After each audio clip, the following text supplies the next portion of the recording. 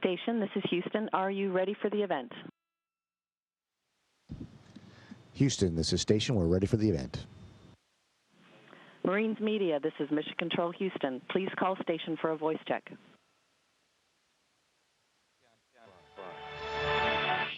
The name, the reputation, the title of U.S.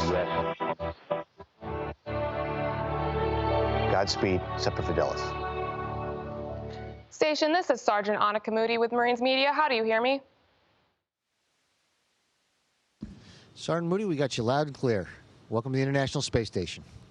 Awesome, thank you. So, good morning, I'm Sergeant Annika Moody, and welcome to this live broadcast with NASA astronaut and retired Marine Colonel Randy Bresnik. Bresnik is currently serving as commander aboard the International Space Station. How are you doing, sir? It's a fine amphibious day up here on the space station. That's awesome. So, let's get down to it. My very first serious question. Thanksgiving is tomorrow. Please tell me you guys are deep frying a turkey up there.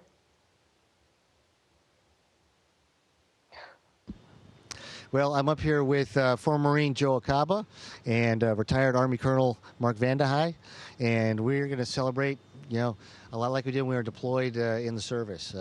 We've got some good food up here, some goodies from home, and we're going to get together with the rest of our crew, our Italian crewmate and our 2 Russian crewmates, and we're going to celebrate and give thanks for all that we have and the fact that we're able to live and work up here and serve our country in another way. That sounds perfect to me. So other than that, what's it like being on the International Space Station?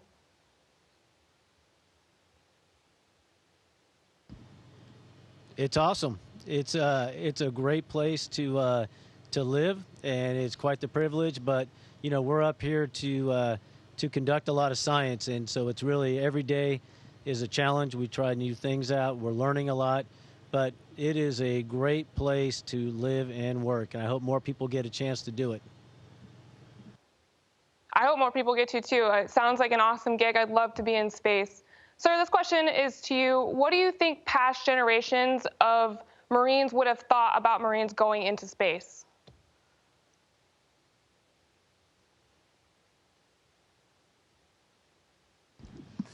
I think there might have been quite a few jokes about Marines going into space before we actually did it.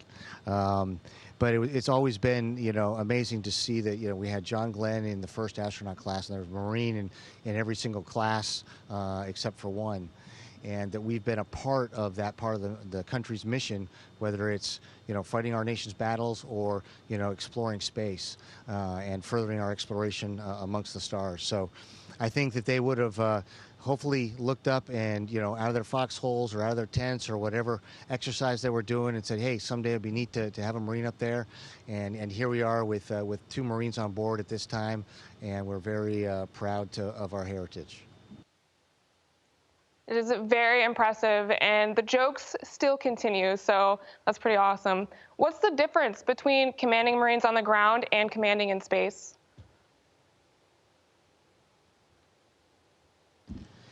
Well, Joe doesn't call me sir because he's, you know, a civilian, and so no. But the common bond amongst all of us, and even our Italian crewmate is a former Italian Special Forces, and we have a Russian fighter pilot on our crew, and it's that common bond of service where we all have done something bigger than ourselves that's allows us to do the same thing up here, not just for our service or for our country, but for our planet and for our species. And so with everybody motivated towards that same goal, it's not a problem being a commander. It's more of a cooperative, everybody's working their tails off to accomplish the mission. So on that note, what is your mission exactly?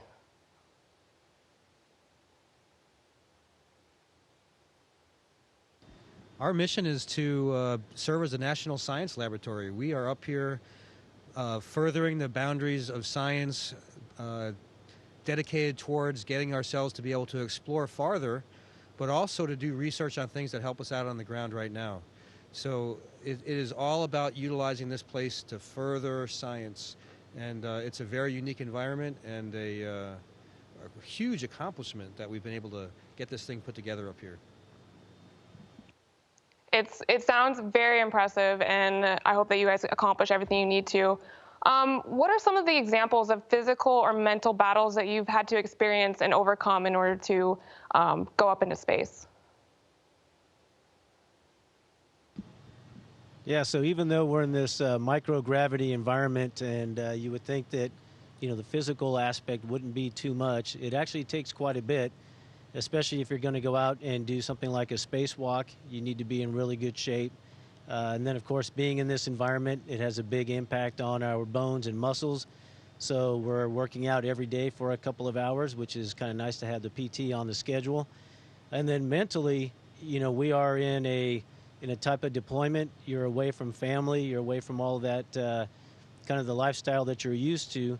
And every day you're doing something different, and you don't know what the next day has in store for you, and you need to concentrate on everything you're doing pretty much all the time. So it is quite the mental challenge day in and day out, but I think we're having a good time living and working up here. It sounds like you guys are having a great time. I've seen some of the videos from up in space, and it all looks really amazing.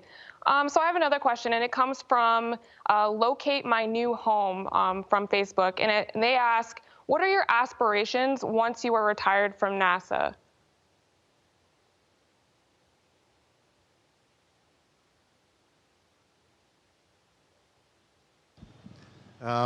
That's a great question. There's always the age-old story of the young boy who goes to an air show with his father. And as the planes are going overhead, he pulls on his dad's arm, looks up, says, "Daddy, Daddy, when I grow up, I want to be a pilot." And the father looks down at his son and says, "I'm sorry, son, you can't do both. Grow up and be a pilot." And I've been a pilot, my entire Marine Corps career. And, I fly for NASA. We'll return from this flight and fly, on the ground. And so for me, I haven't quite decided, and I'm hoping I never have to grow up. So how long are you guys actually up in space for? When are you coming back? Our increment aboard our Soyuz is leaving December 14th. And we'll have had about 140 days up here on the space station. I'll hand it over to Mark, and he can talk about when his increment's going home. I think we're at about 156 or so. Somewhere around there. So our increment started September 13th, and I believe we're going back around February 26th. Of course, I'm not quite as certain about that as Comrades is about his date, because his date is coming up much more quickly than mine. So I got a long time, and I'd rather just focus on today. Totally understandable. So that is all the time that I have with you. I do appreciate you taking the time to speak with us today, and I hope that your Thanksgiving is amazing. We thank you as well, and to all the Marines at home or forward deployed, thank you for your service to our country, and Semper Fidelis. Semper Fi. All right, thank you everybody for tuning in to this special live broadcast with Colonel Bresnik. I hope that you have a great day and a very happy Thanksgiving. Station, this is Houston ACR. That concludes the Marines media portion of the event. Please stand by for a voice check from Soldiers TV. TV, this is Mission Control Houston. Please call station for a voice check.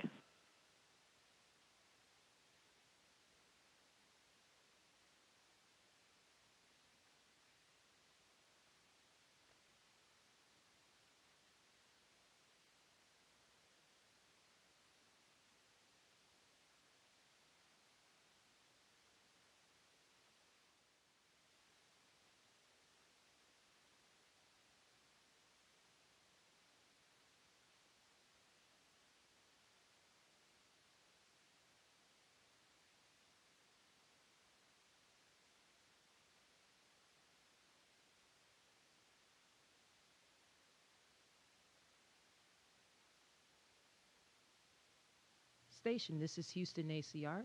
Soldiers TV will be starting in about 20 seconds.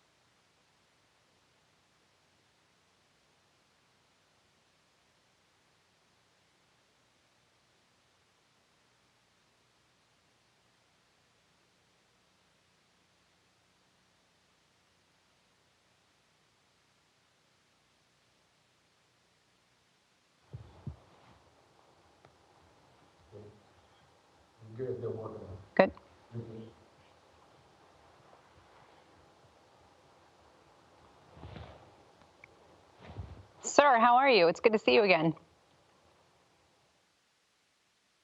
Hey, good to see you too, Sergeant Martin. How are you? I'm great. I would be so much better if I was there doing this interview live with you. That would be pretty cool. So, sir, we're going to get right to it because we only have a couple of minutes. So I would like, my producer would like me to ask you, if possible, if you can repeat the question, repeat my question in your answer for editing purposes. So my first question is going to be, why is it so important for the Army to have astronauts? It's so important for the Army to have astronauts because we have always been involved in exploration in the United States. In fact, the Corps of Engineers and the Army helped explore the western United States, and Lewis and Clark their expeditions involved the Army. So I think historically it makes sense, and it's something we're just continuing. There's a long tradition of it. Sir, we are so proud of you. We can't even begin to explain what it feels like for us to see you there. Could you tell us, being on the International Space Station is, and then fill in the blank?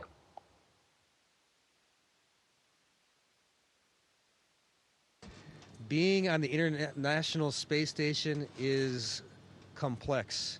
It's both amazing, exhilarating, and, well, it's not only amazing and exhilarating, it's also very challenging and uncomfortable at times. So it's a unique opportunity that requires constant attention, but it's an amazing experience to be here. Sir, you told us when we interviewed you previously that the first thing you wanted to do when you got to space was go into the cupola and look back at the Earth and see the view.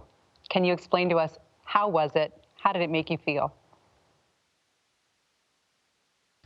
So comrade up here, the commander for the space station, retired U.S. Marine Colonel, when I first got up here, he took me to the cupola to make sure I got that look. And when I first looked out that window, what really struck me was how big the contrast was between the sunlit Earth and the absolute blackness of space. It made the Earth seem very isolated to me. That was the emotion I had. But the grandeur of the Earth was amazing. And was it exactly what you expected? I couldn't have possibly expected it. It's something that I don't think you can even get your brain wrapped around when you're up here. It's so immense that it's really hard to process for at least my brain. So you recently conducted your first spacewalk. Can you explain what you did and how it felt to be floating out there in space? Honestly, a little terrifying at first. Again, comrade was there along with me leading that spacewalk, and Joe here, another service member, previously a Marine. Joe was in charge of the airlock, got both of us suited up. I'll never forget the moment when comrade opened up the airlock and the sun from the Earth came up and lit that small compartment up. It suddenly felt like we were going to really go outside. And then floating outside isn't much different from floating inside, except you're a much more massive object when you're outside by about 300 additional pounds. And the fact that there's nothing between you and the Earth but the glass in your visor makes it something that you pay a lot more attention to. Sounds amazing. We have one more request for you, sir. It's very simple. You've done it for us before. We'd like you to give us a space shout out. Go Army, beat Navy. Maybe some kind of cool little, flippy do there with your non-gravity. We've got to have it for the soldiers, sir. All right, here goes. Go Army, beat Navy.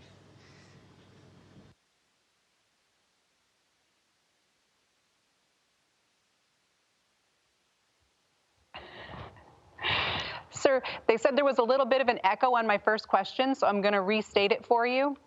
Why is it important for the Army to have astronauts? It's important for the Army to have astronauts because it's a long-standing tradition that the Army participates in our nation's exploration.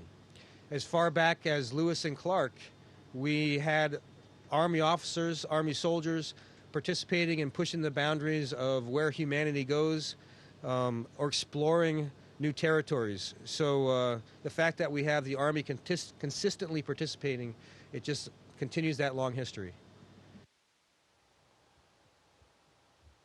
Thank you, sir. And once again, being on the International Space Station is?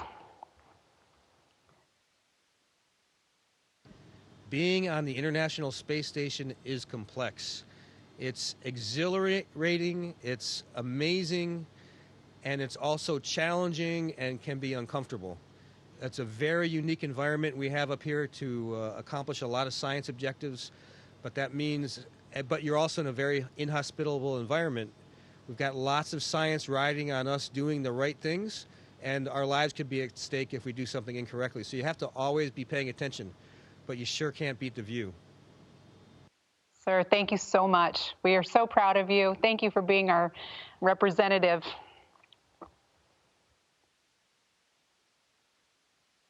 Thank you. Thanks for this time to do the interview. Appreciate it. Station, this is Houston ACR. That concludes the event. Thank you to all participants from Soldiers TV and Marines Media. Station, we are now resuming operational space to grounds.